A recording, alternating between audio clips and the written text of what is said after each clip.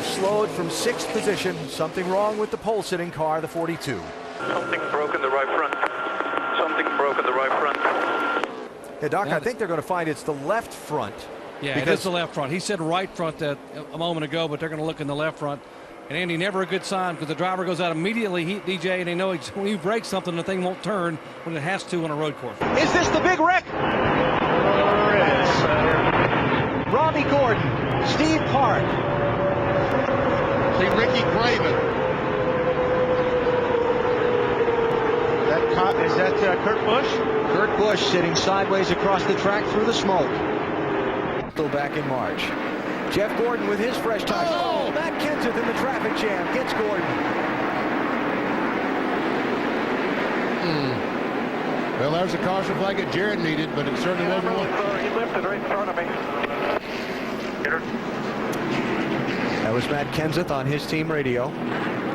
Jeff Gordon with a beat-up front end on his Chevy now. There's another one, Matt. Yep. Looked like Gordon had to lift because Schrader got loose, or what Bill say, he was bad tight off the corner, so maybe Schrader had to check up and it caused the accordion. Now watch the 5 of Kyle Busch, the CarQuest Chevy.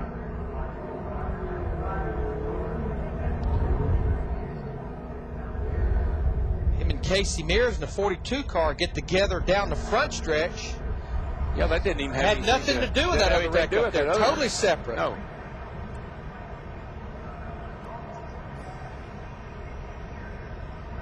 He just gets in a little high. Casey was underneath him, forced him high, got in there, not enough grip, and the car just came around.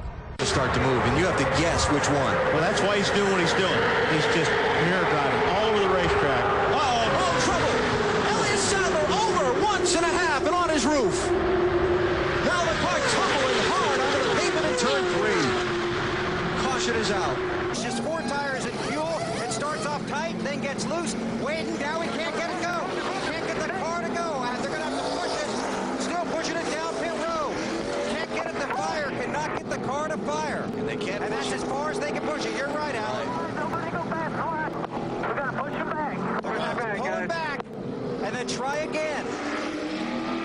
Oh, man. That sounds like vapor lock, doesn't it? Yep. That's an easy way to go from the lead to a lap down. They better get that thing fired in a hurry. Pace car's over in turn 3. And that's probably the only disadvantage, the only one to having that first pit, is if you stall the car on a pit stop, you don't have any room to push it to get it started. Not spraying anything there. They're going to go lap down. It's not going anywhere. I'm telling you, this used to be a huge problem on flathead Fords back 50 years ago.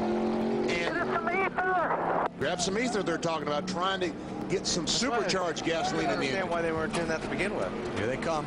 Now you see the NASCAR official here has a paddle that says stop on one side, go on the other. When the field gets to a certain line on the racetrack, that paddle goes from go to stop, and it's right there. So now Ryan Newman.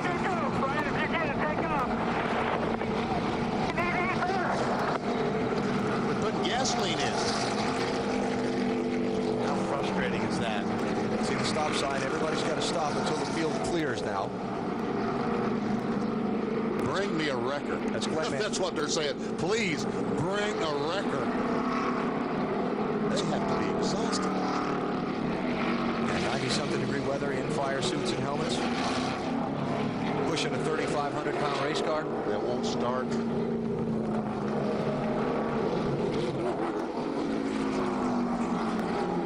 You can see they're huffing right now. Oh, yeah. I'll tell you, about one trip is all you can stand down through there. Yeah. All right, guys, let's try this once again. He's going to lose more than one lap if they don't get it fired on this pass. Now they got some ether. Starting good. That should help them. That's all needed right there. Now it's probably flooded. Yeah, but gasoline.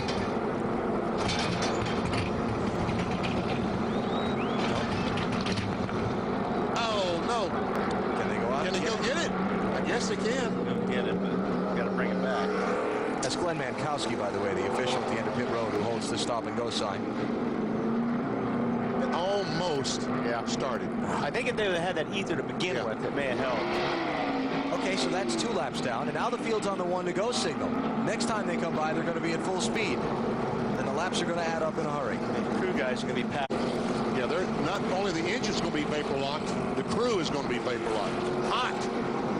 And what happens is when you vapor lock, the fuel in the fuel pump and the lines gets so hot. That Rusty push it. But he going to have anything to push He with? can't push that car. He doesn't have any sheet metal on the front. Just a radiator. Oh, what a heartbreak.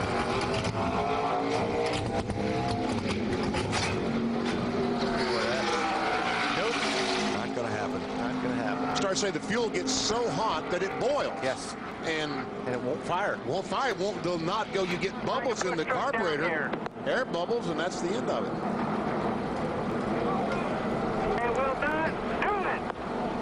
All right, so the frustration really setting in frustration for the 12 car. Push him down to the 2 crew and let them push a while.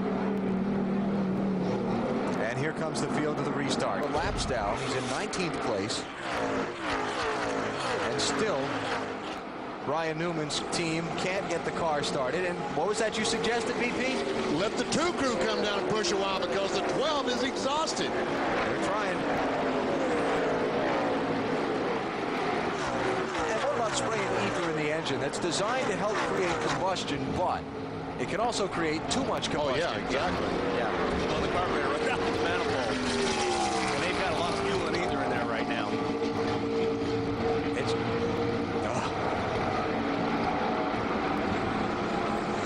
Better step on the brake, Ryan. You let that drift out too far. NASCAR's not going to let him go get the car. They'll get out from behind the end of that pin wall. Have to go the other way? Good, I think. Now they're telling the crew, get back in behind the wall. They're going to get that car back behind the pit wall or they become a safety issue. What they were hoping is if they pushed it out that far, they'd get a tow push or a tow truck to push them. Get a caution. Get a caution flag so the wrecker could push him off. Yeah. Oh man, what a heartbreak.